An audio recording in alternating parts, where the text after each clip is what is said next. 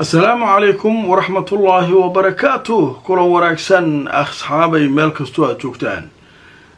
warar cusub baan idin wadaa wararkii ugu dambeeyay tan iyo intaynu kala maqneen warkii degdeg ahaa macluumaadkii ku jiray waan hubaa inaad in badan ka faa'iideysateen dhammaan wararkii aan soo gudbiyo oo dhan qofkii aan daawan uu daawan karaa haddaba warkan waa duqeymihii xoogga lahaa markii ay yaraadeen kadib maxaa dhacay Netanyahu halkee buu ku dambeeyay waatii barnaamijkan kii ka horeeyay inuu kaga hadalnay meel loo maleynayay inuu ku jiro in nagta laga saaray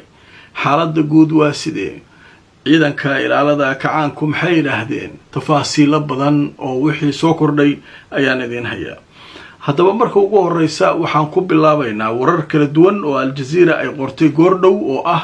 waqtiyadii ugu dambeeyay ee hadda intaynu kala maqnayn wararkii soo kordhay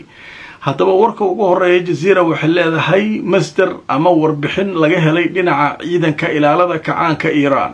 waxay uga digayaan Israa'iil inay bartilmaameedsato goobaha dhaqaalaha wakaaladda wararka ee Faris ee laga leeyahay waddanka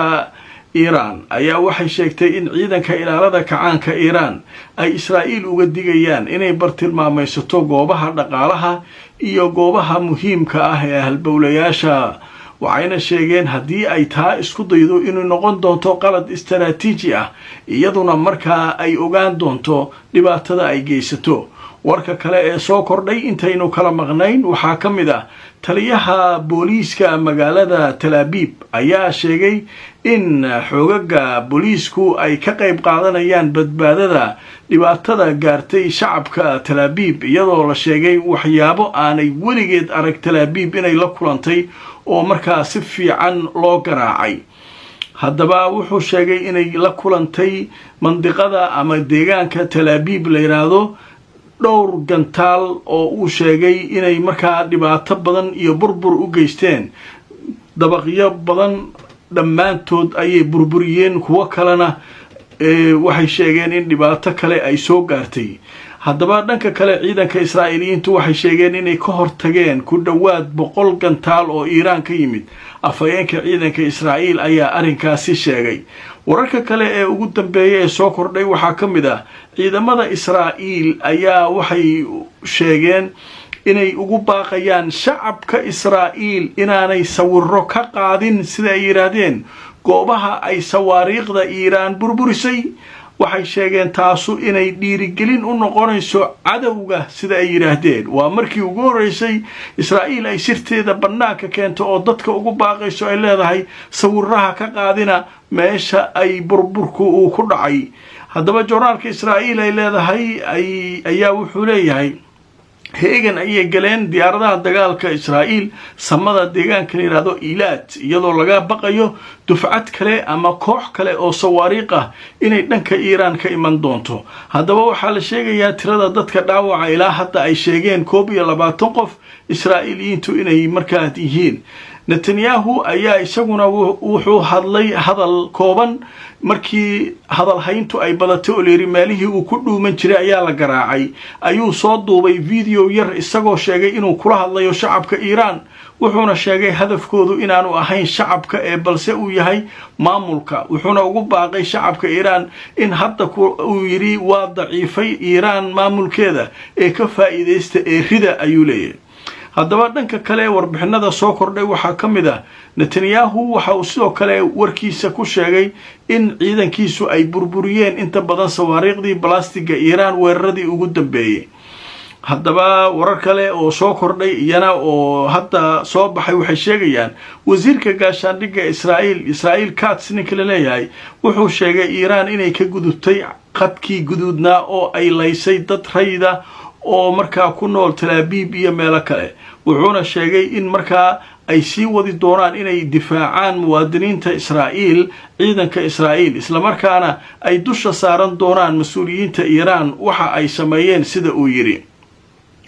dhanka kale wakaaladda wararka ee Tasniim ee waddanka Iran ayaa waxay si rasmi ah u sheegtay inay Iran soo riday 2 ka mid ah diyaaradaha dagaalka isla markaana ay markaa qafaalatay oo ay qabsatay mid ka mid ah duuliyaashii diyaaradaasi sida ay markaa sheegtay wakaaladda wararka Iran ee la yiraahdo Tasniim inay sheegtay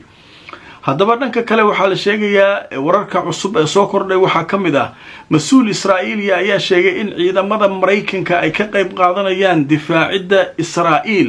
oo ay gantaalahooda ka hortegayaan gantaalaha iiraan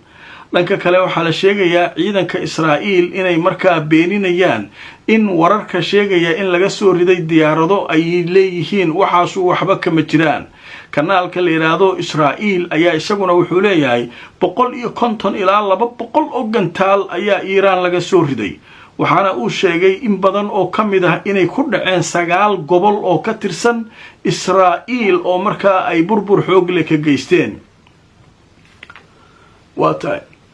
marka warbixinadaas waxay ahaayeen kuwii ugu dambeeyay oo hadda aan soo ururiyay ee dhacay marka dhowr qodob baan rabaa inaan si gooni ah u faahfaahino laba waraa isdaba socota oo muhiim ah Iiraan wakaaladeeda wararka tasniim waxay leedahay laba diyaarada soo rid duuliyihiina waa qaban Israa'iil waxay leedahay waa been dhanka kale waxyaabaha la yaab kale ee laga diiwaan geliyay warbixinadii ugu dambeeyay Israa'iil markii la kululeeyay caaw waxay leedahay dadka sawiraha ka qaadinina meelaha la duqeeyay ee holcaya sawiraha ka qaadinina maxaa dhacay cadawga uu ku farxayaa maxaa dhacay markay hadalkaas leeyahay baraha bulshada oo dhan waxaa qabsaday sawirada burburka loo geystay Israa'iil meelaha la gubay guryaha la dumiyay dadkiyaaba social media dhigay markaas waxay leeyahay war hadhiginina war ilaaliya ceebteena noo qariya jugta hadayna gaartay waxaasay marka ka hadlayaan dhanka kale waxyaabaha muhiimka ah ee laga hadlayo waxa kamid ah mas'uuliyiinta booliiska ninka ugu sareeyay magaalada Tel Aviv wuxuu yiri ciidankeena ku darnay kuwa gurmadka dadka u sameeynaya burbur ayna waligeed arkina ku dhacay Tel Aviv u leeyahay